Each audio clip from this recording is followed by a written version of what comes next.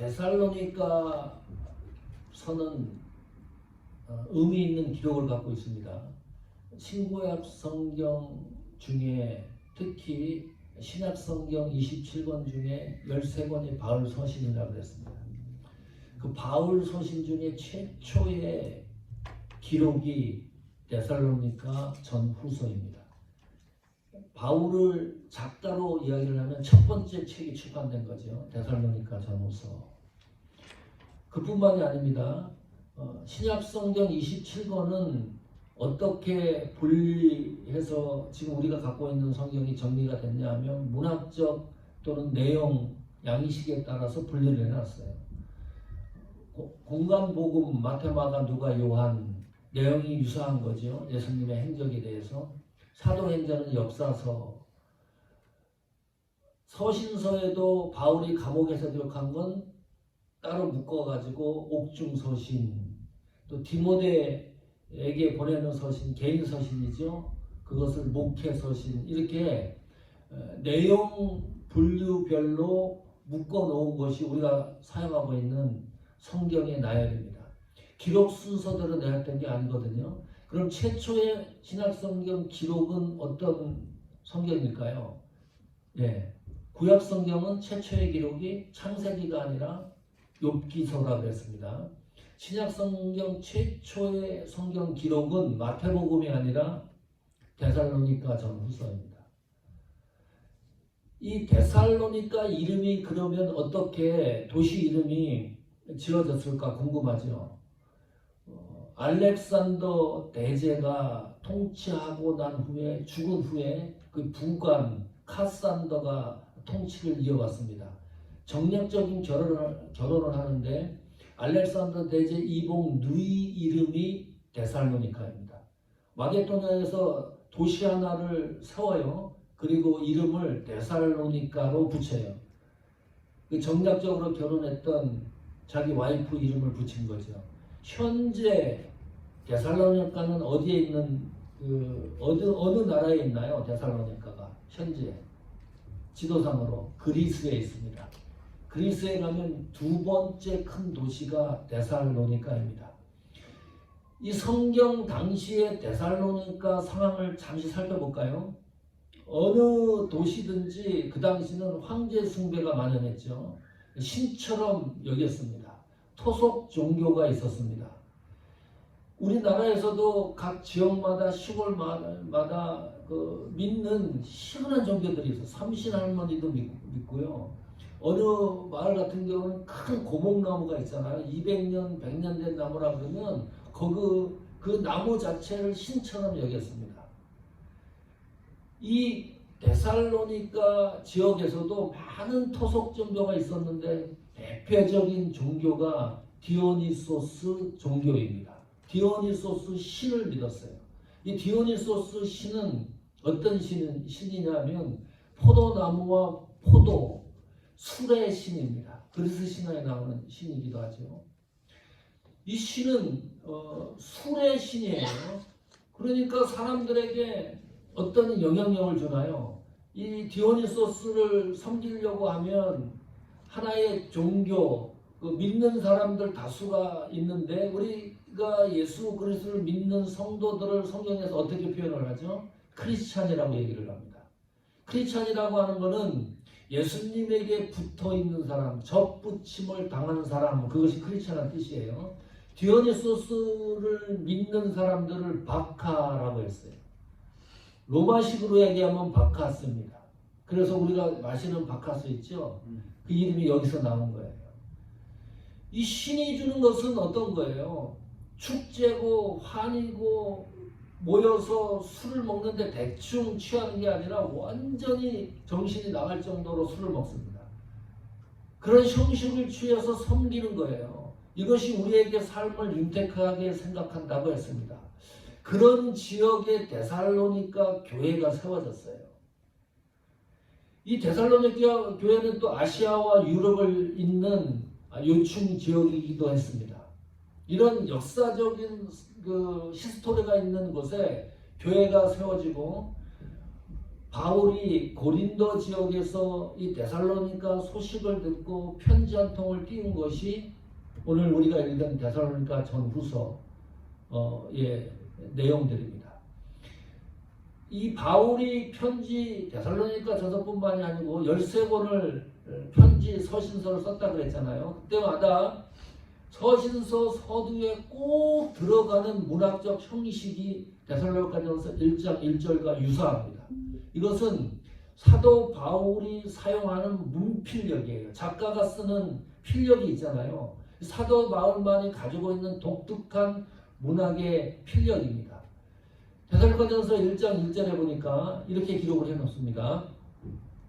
바울과 실로아노와 디모데는 하나님 아버지와 주 예수 그리스도 안에 있는 데살로니가인의 교회에 편지하노니 은혜와 평강이 너희에게 있을지어다. 유심히 보지 않으면 놓칠 수 있는 부분들인데 이 데살로니가전서 1장 1절의 인사말 속에 신앙의 형식, 믿음, 또 신학의 논지가 7가지나 들어있습니다.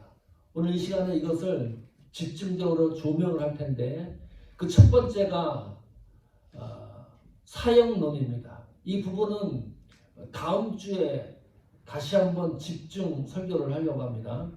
자, 여기 보니까요. 바울과 실와노와 디모데가 공동 저자로 데살로니가 전서를 쓴 것처럼 기록되어 있습니다. 그런데 우리 상식으로 이거 맞지 않죠? 데살로니가 전서 편지를 쓴 사람은 바울이 쓴 거예요. 여기에 실와노와 디모데가 어떤 흔적이 없어요. 데살로니가 전서는 바울 혼자 원저자입니다. 그런데 바울은 실루아노와 디모데 이름을 집어넣어서 공동 저자로 데살로니가 전서를 기록해 놓고 있습니다. 이상하죠? 왜 그랬을까? 다음 주에 집중적으로 살펴보겠습니다. 두 번째 특징입니다. 발견할 수 있는 것, 신론입니다. 여기 보니까 하나님 아버지와 그랬습니다. 바울이 서신서 쓸 때 항시 들어가는 이름이 하나님 이름을 표기해놔요. 인사말에. 이거는 보편적으로 서신서에 등장하는 바울의 표현입니다. 그런데 데살로니가 전서에는 유독 아버지라고 하는 이름이 묘사되고 있어요. 그러니까 하나님과 아버지가 동격으로 표현해 놓은 거거든요. 다른 성경에서는 발견될 수 없는 부분입니다. 아주 독특한 문장입니다. 이 하나님이 곧 아버지라는 거예요.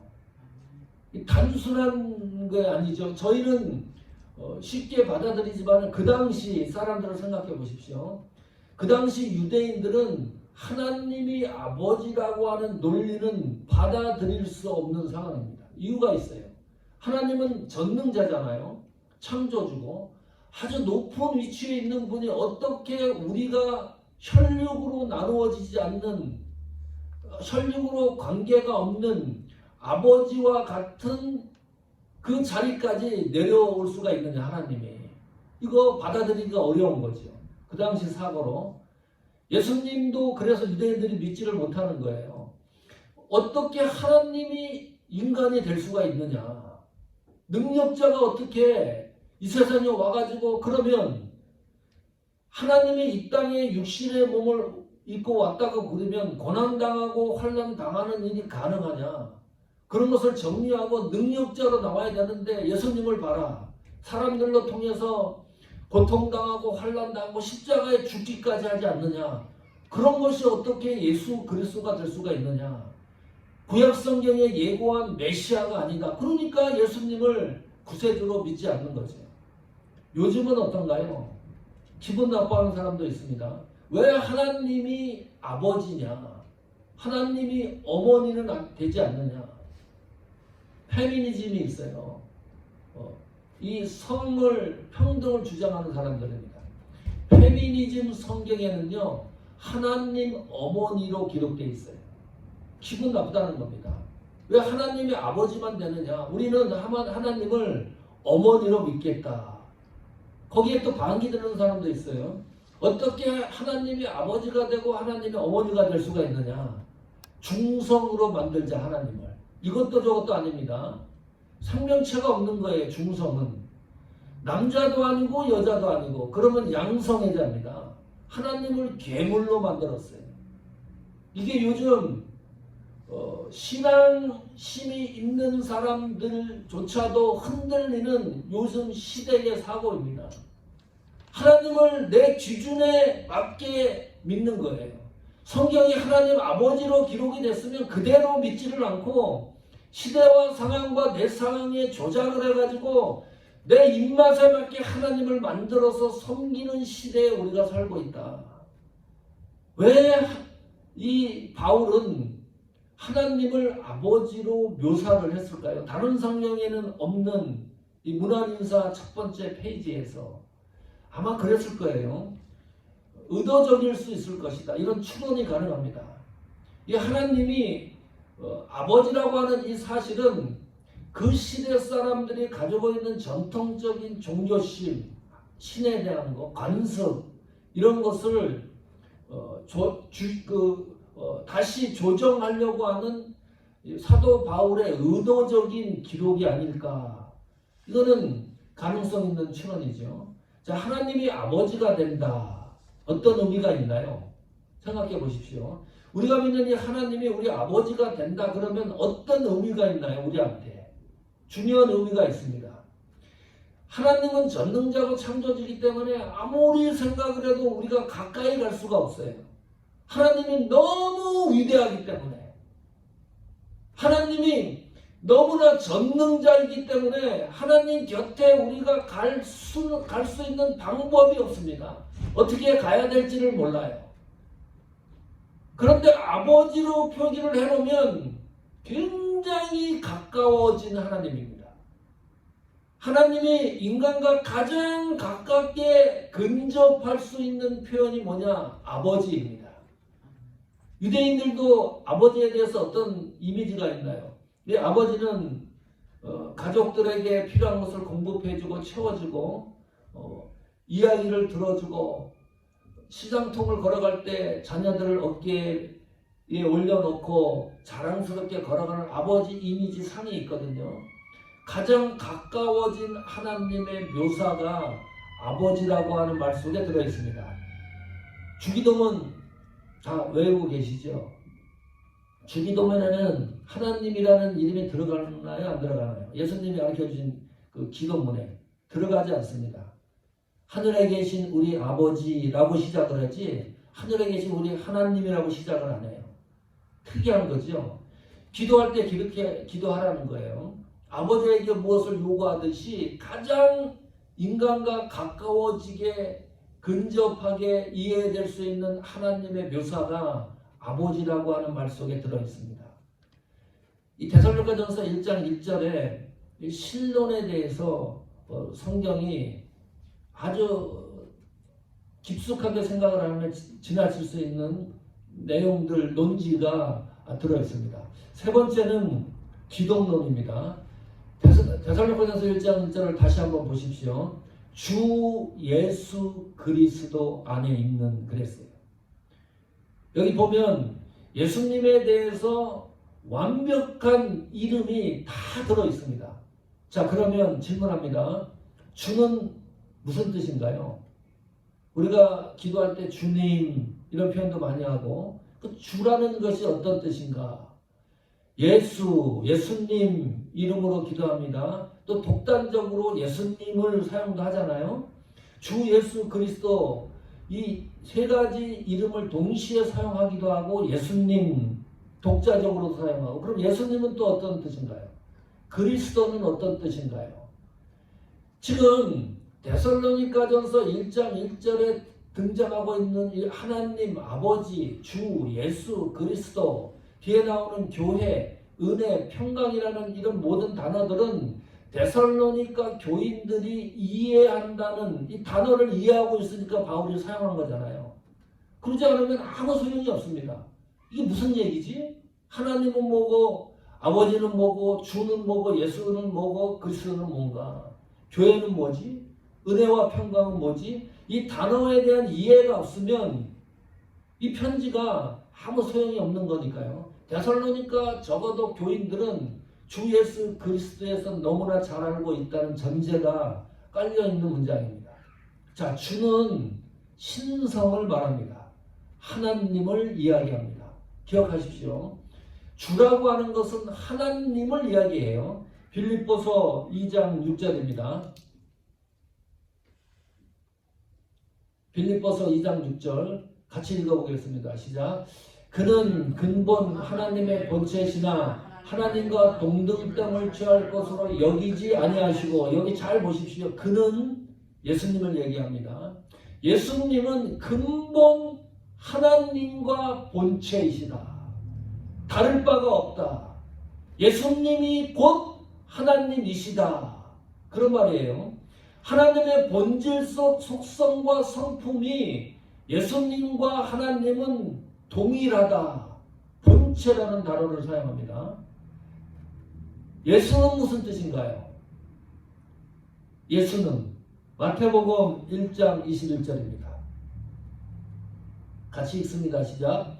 아들을 낳으리니 이름을 예수라 하라. 이는 그가 자기 백성을 저희 죄에서 구원할 자신이라 하시냐. 자, 그러면 예수는 이름을 예수라 하라 그랬죠. 예수의 뜻은 뭡니까? 자기 백성을 저희 죄에서 구원할 자이니까 구원자라는 말이죠.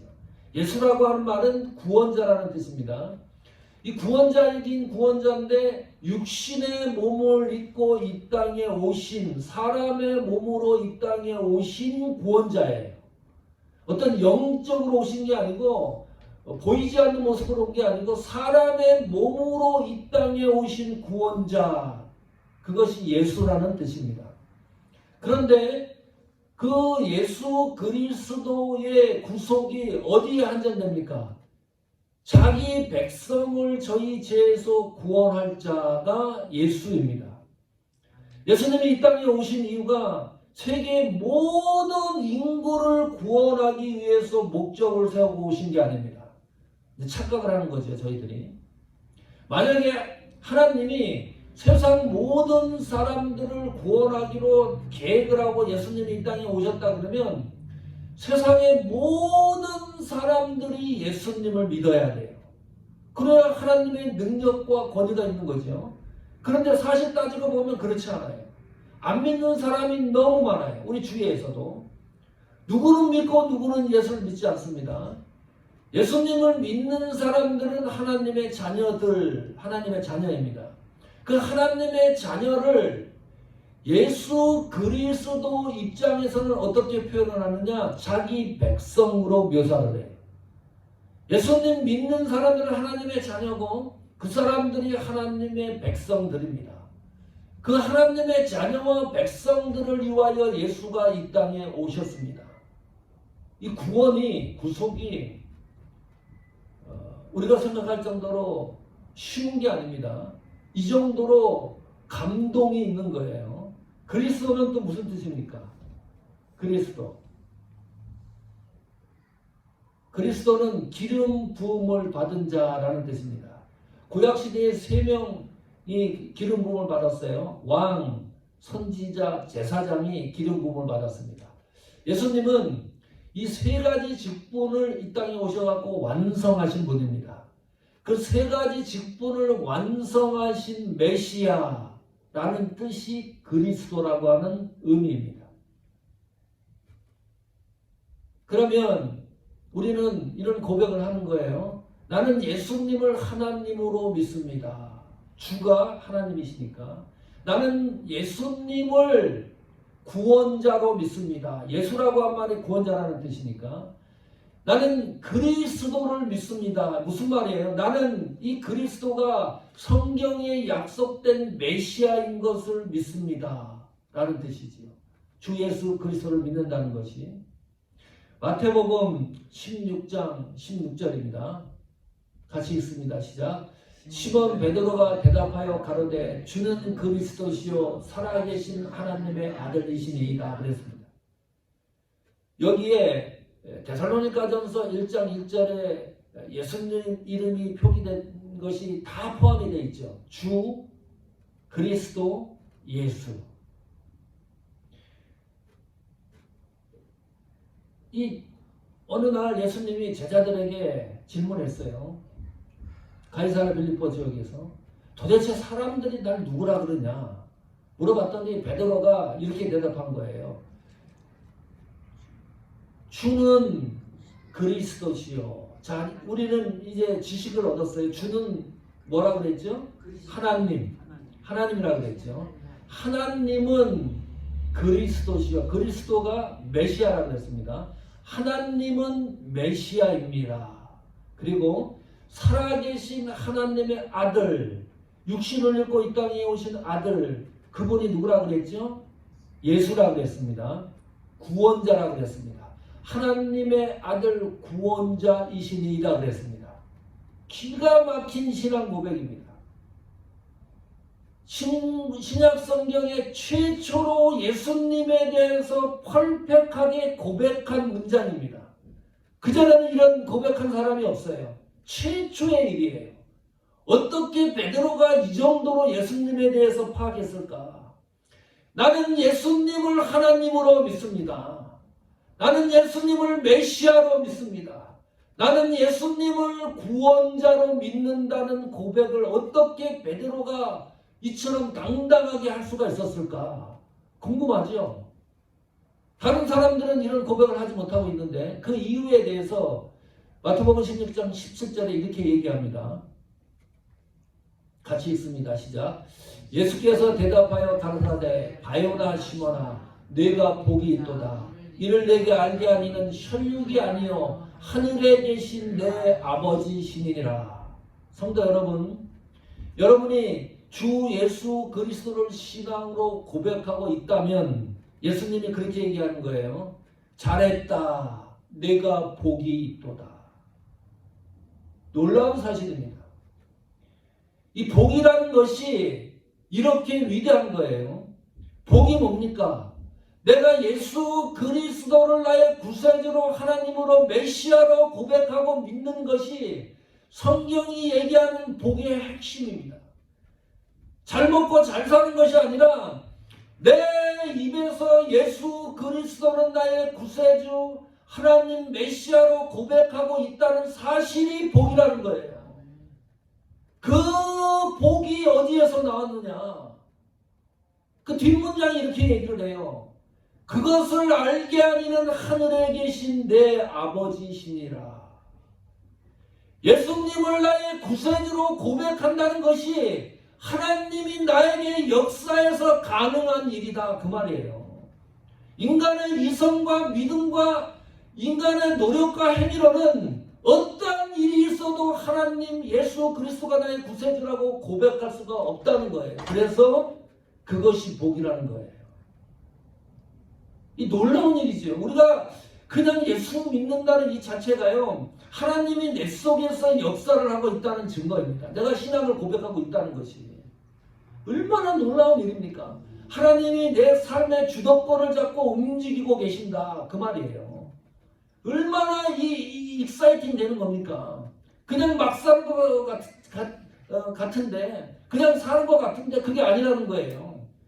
숨 쉬고 살아가는 모든 일상이 그리스도 안에서, 하나님 안에서 움직이고 있다는 것을 생각을 하면 그 은혜와 삶의 영역이 놀라운 일입니다. 그 일을 하나님이 하셨다. 또 있습니다. 네 번째, 교회론입니다. 그 데살로니가전서 1장 1절에 이렇게 또 기록을 해놨어요. 바울과 실로아노와 디모데는 하나님 아버지와 주 예수 그리스도 안에 있는 데살로니가인의 교회에 그랬어요. 자, 그러면 데살로니가 교회가 아니고 지역 교회가 아니고 데살로니가 사람의 교회예요. 그러면 교회는 건물이 아닙니다. 이 말씀대로 하면 교회는 건물이 아니에요. 교회는 사람이 교회입니다. 성도 한 사람 한 사람이 교회입니다. 특이한 겁니다. 고린도전서 3장 16절입니다. 고린도전서 3장 16절 읽어보십시오. 시작. 너희가 하나님의 성전인 것과 하나님의 성령이 너희 안에 거하시는 것을 알지 못하느냐. 놀라운 일이에요. 우리 교회 성도들 한 사람 한 사람들이 성전이라고 얘기합니다. I am church입니다. 그런 교회도 있어요. I am church. 교회 이름이 이렇게 졌어요. I am 교회. 한국말로. 그냥 쓰는 것도 I am 교회. 지난번에 왔던 우리 이미 전사님 다니는 교회가 I am church. 정 목사님이 신부하는 교회가 I am church예요. 너무 이름 멋지지 않습니까? 내가 교회다. 성도 한 사람 한 사람들이 교회라고 얘기를 해요. 그래서 하나님의 성령이 우리 안에 거하시는 이유가 뭡니까? 우리가 교회이기 때문에 성령이 내 속 안에 거하는 거예요. 성령이 내 안에 거하는 이유는 내가 하나님 앞에 교회이기 때문입니다. 이 교회의 출처는 어디에 있는 거죠? 하나님 아버지와 주 예수 그리스도 안에 있는 데살로니가인의 교회 그랬습니다. 교회의 출처는 하나님 안에 존재하는 거예요. 교회의 출처는 예수 그리스도 안에 존재하는 것이 교회입니다. 성도의 존재는 하나님 안에 존재하는 거예요. 예수 그리스도 안에 존재하는 것이 성도입니다. 그 밖을 벗어나면 성도라고 이야기할 수가 없습니다. 데살로니가전서 1장 1절에는 교회론의 논지가 이렇게 숨어 있습니다. 다섯 번째는 은혜론입니다. 다시 한번 돌아가 보십시오. 데살로니가전서 1장 1절에 주 예수 그리스도 안에 있는 데살로니가인의 교회에 편지한다. 은혜와 평강이 너희에게 있을지어다 그랬지요. 혹시 우리말 한국어 성경에는 안 나와 있는데 영어 성경 NIV 영어 성경을 보면 1절에 노트를 영어 성경 그 문장에 A, B라고 관주를 달아놓은 게 있어요. 그 B를 보면 어떻게 돼 있냐면 관주가 이렇게 돼 있어요. 오래된 사본에는 여기 이 데살로니가전서 1장 1절에 빠진 문장이 있다는 겁니다. 그 빠진 문장이 뭐 다른 건 아니고 또 한 번 반복된다는 거예요. 하나님 아버지와 주 예수 그리스도 안에 있는 후반절 보세요. 은혜와 평강이 평안이 여러분에게 함께 하시기를 기도합니다. 현대인 성경이 이렇게 번역을 해놨어요. 옛날 고대 사본에 빠져있는 하나님 아버지와 주 예수 그리스도의 은혜와 평강이 너희에게 함께 있기를 기도합니다 라고 번역을 해놨어요. 틀리지 않은 문장입니다. 자, 은혜는 뭔가요 그럼? 은혜에 대해서 너무 잘 알죠? 은혜의 그 단어가 주는 의미를 모르는 사람이 없습니다. 일반적으로도 다 아는 거예요. 어머니의 은혜, 아버지의 은혜, 스승의 은혜. 내가 빚을 10억을 지고 있는데 어떤 사람이 10억을 갚아줬어요. 그 은혜는 말로 형용할 수가 없는 거죠. 나는 죽을 수밖에 없는데 살려놨습니다. 이게 다 은혜지요. 자, 흥미로운 게 있습니다. 이 은혜라고 하는 것을 그 당시 사람들은 너무나 잘 알고 있습니다. 이 단어가 주는 의미를. 은혜가 헬라어로 이 은혜는 어떤 의미가 있냐면 카리스가 은혜라는 뜻입니다. 헬라어로 카리스가 은혜예요. 제가 이렇게 얘기하는 이유가 있습니다. 이 카리스라고 하는 이 단어는 그리스 신화에 등장하는 여신, 신의 이름이기도 합니다. 카리스가 그리스 신화에 등장하는 여신의 이름이고, 근데 그것을 사도 바울은 은혜로 기록을 해놓고 있습니다.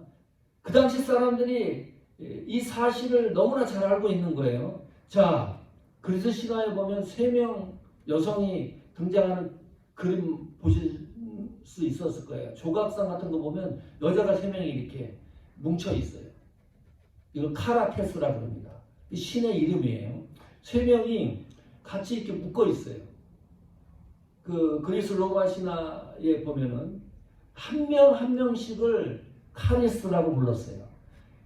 한 사람을 카리스, 또 한 사람을 카리스, 또 한 사람을 카리스로 부르고 이 세 명이 함께 묶여 있는 것을 카라테스 신이라고 얘기했습니다. 미를 주는 신미적인 아름다운 미, 축제, 환희, 즐거움을 선사하는 신이 카리스 신이었습니다.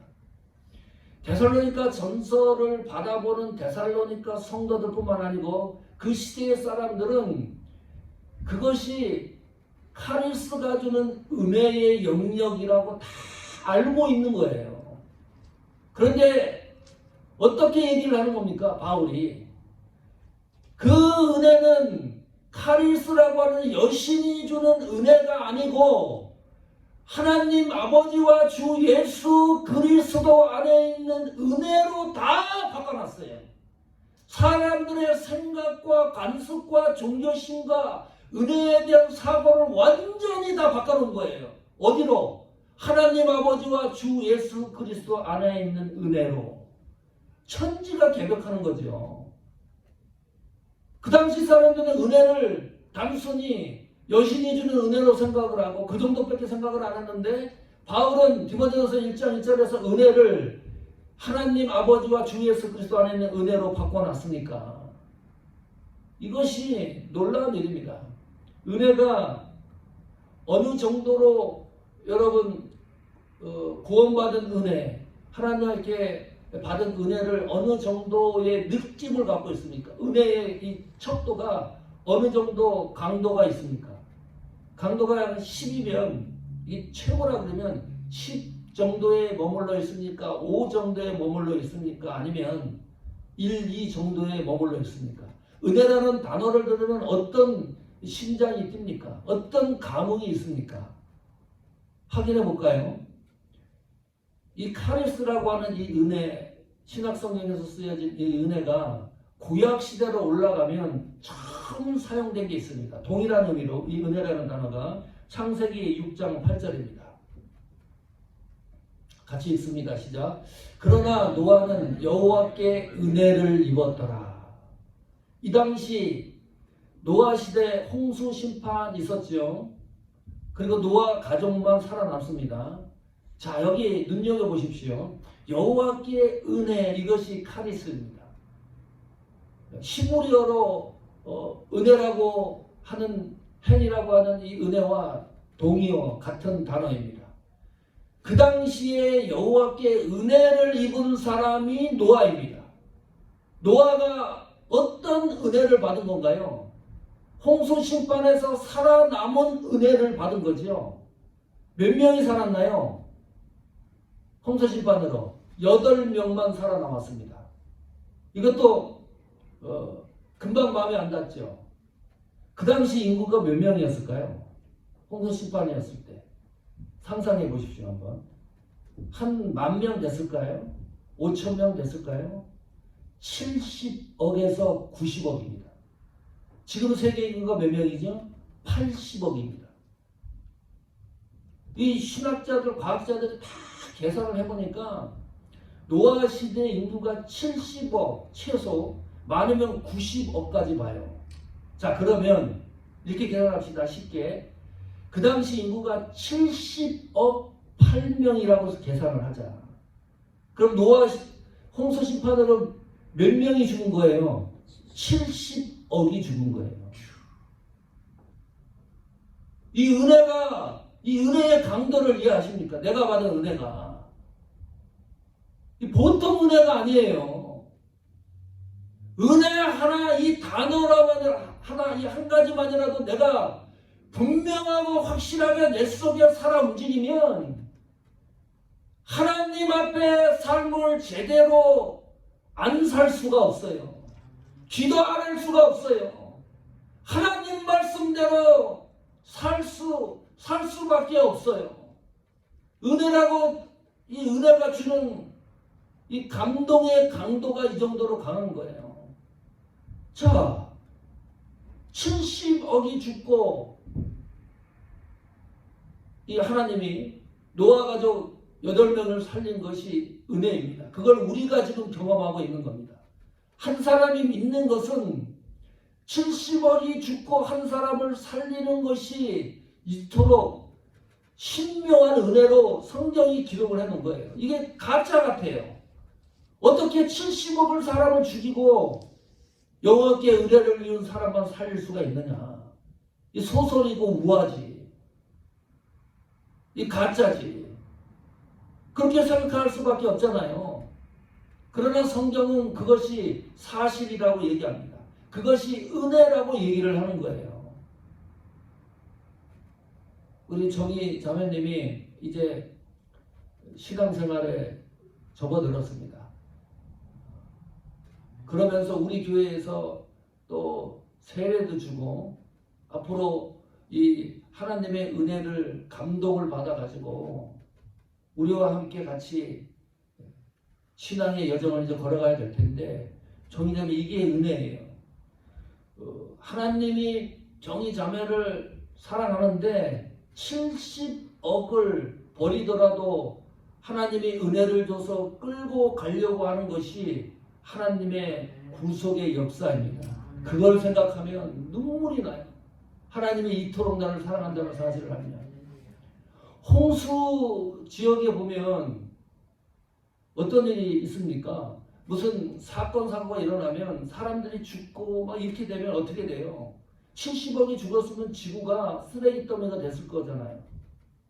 병균, 전염병도 일어날 수가 있고 하나님이 이걸 어떻게 처리할까요? 궁금하죠? 창세기 6장 9절입니다. 7장 23절에